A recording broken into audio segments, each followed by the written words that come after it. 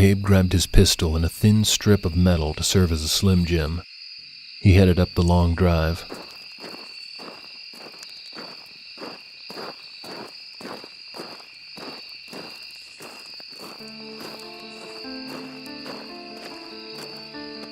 About 100 feet before he reached the road, a glimmer inside a wad of thick greenery caught his eye.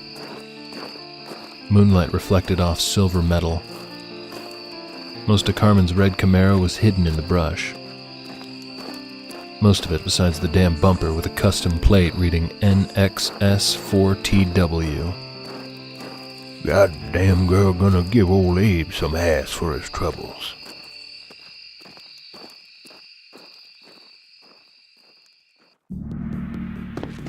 Clumsily, Carmen fumbled beneath the cot, searching for her sneakers and the Glock she'd taken from Jeff. Atticus grabbed Hysteria from the corner. He met Carmen at the opening to the bunker. They were both going to jail.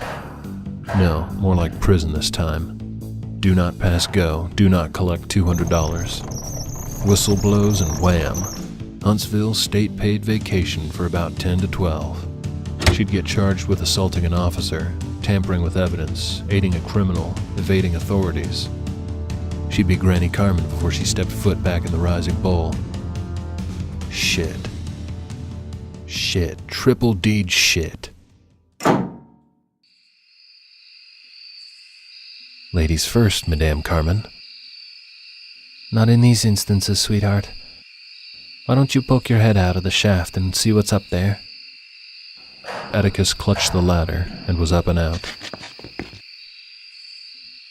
Where the hell had he gone?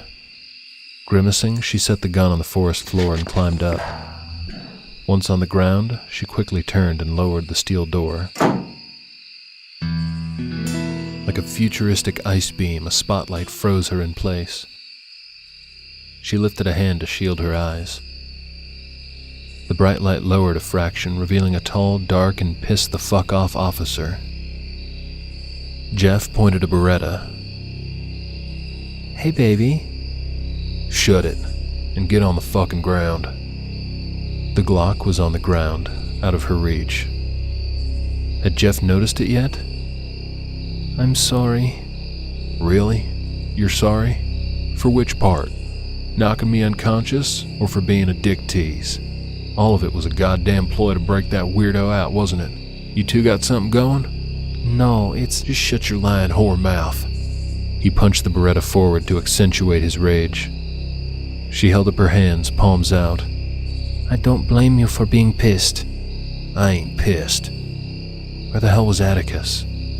Carmen lifted her hands higher, above her head, conveying her complete submission. She shuffled to the side, trying to block Jeff's view of the gun on the ground. Jeff stepped forward. He stopped inches from her and looked down, the Beretta still in his grip, dangling casually from his left hand. In his other hand, he held the flashlight, an overhand grip, standard procedural position. I didn't say raise your hands. I said get on the fucking ground. Carmen squinted against the glare of the blinding light. She thought she glimpsed a psychotic menace on the other side of that light. I can explain, Jeff. Please. The flashlight swung. You have the right to shut the fuck up. Anything your fucking mouth spews can and will be used against you in a court of law to attest for the whore bitch you are. Where's your red-headed boy toy? He got away. A trickle of blood ran down her bottom lip. Wish he'd told me I was the decoy. Just take me in, you asshole. Jeff shook his head. You're not arresting me? I'm not an active police officer anymore. Seems fucking in the interrogation room is against regulation. Who knew? So, what's about to happen here is called cruel irony. Because of you, I'm on indefinite suspension. And so now, I'm gonna beat the living hell out of you. You won't get away with it. You'll be the prime suspect. Bowden found me unconscious on the floor beside an unused condom.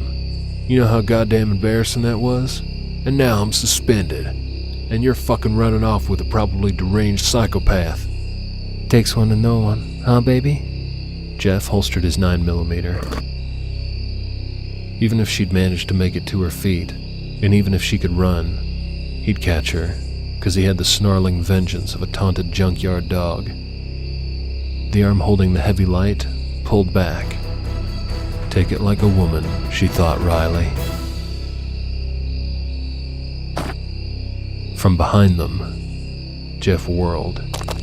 Carmen squirmed away. A sword was protruded out of the earth. A round kick shot from the darkness. Jeff's flashlight flew through the dark air, landed somewhere in a brush pile. Jeff twirled like a friggin' spin top, round and round. Nobody knows. Hit the ground hard. Eyes dazed, and that bizarre, albeit comical look of, did anyone get the number of that train? But always the alpha law dog, he regrouped and was back on his feet. And he was pulling his piece. Through the darkness, Carmen glimpsed two jade serpents striking quick just out of the fringes of moonlight.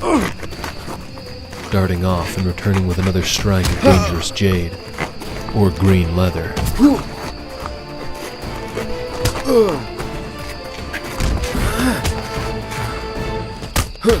And at some point during the no-holds-barred romp, the sword had been reclaimed from the earth. Suddenly, Atticus's legs clamped over Jeff's shoulders.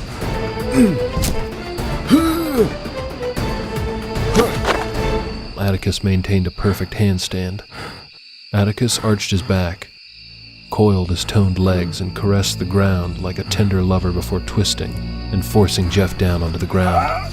Atticus flipped backward from his handstand and landed perfectly balanced on his feet. Flash of silver and sword was in hand. Jeff rolled and quickly staggered to his feet again. It was like watching Jean-Claude Van Damme kick Emilio Estevez's ass.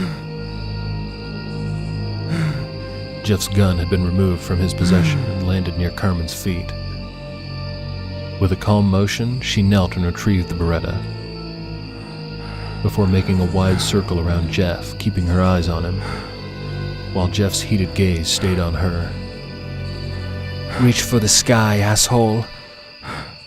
Her finger curled dangerously around the trigger. Avaez knew how to shoot before they crawled, and so she dared him to make a threatening gesture. When she scooped up her, formerly Jeff's, Glock from the ground, she thought for sure Jeff would make a move. But he didn't. He just glared at her. She let the loaded Beretta relax, because at this point it was like picking on the dumb kid. Atticus waved, gesturing for her to come to him, and God help her, she ran to him. She handed him the Beretta, keeping the Glock for herself. Atticus ducked behind a nearby tree and grabbed his bag of belongings. He unzipped the bag and tossed the gun inside. "Forgive me, officer, but I cannot allow you to follow us." He relieved Carmen of the Glock.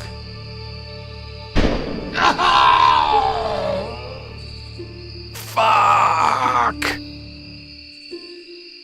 Grazed the left quadricep. It was a clean shot. Some fractured bones and torn tissue. He won't be walking for a while. The warrior will be fine.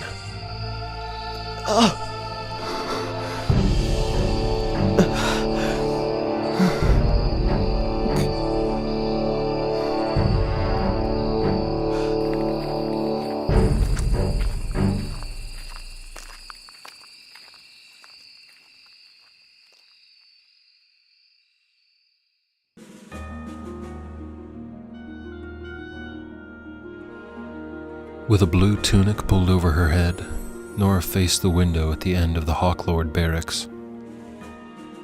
A potted cactus grew from a clay pot against the stone wall. Hours had passed as Nora kept herself occupied by counting the needles on that cactus.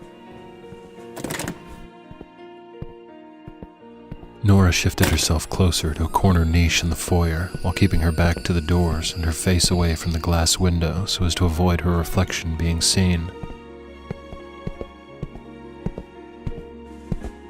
We must prepare for the hunt at dawn. Dawn shall see me there, General. Fair night, General Gunther. Fair night.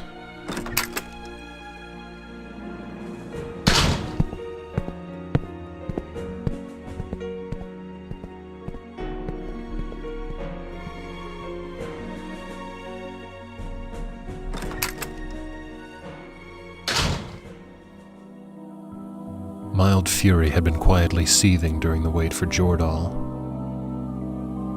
The Aconite champion who hailed from the circle of the Ark would not dismiss her so easily after this night.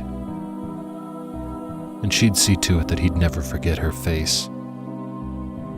The face of the assassin who ended his life. Of course, she wasn't really going to kill him. But she'd soon prove that this assassin was not to be underestimated, and at the least, worthy of a position in the Ark. By next week, she'd be combing salt spray from her hair and brushing briny from her lips, falling asleep every night to the gentle strokes of the ocean upon a galley. Nora waited, recounting the needles on the cactus until she'd counted 522 individual needles. She counted again. This time she arrived at 567. She counted again.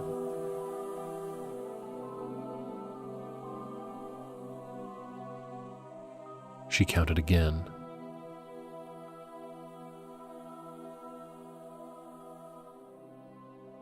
She counted again.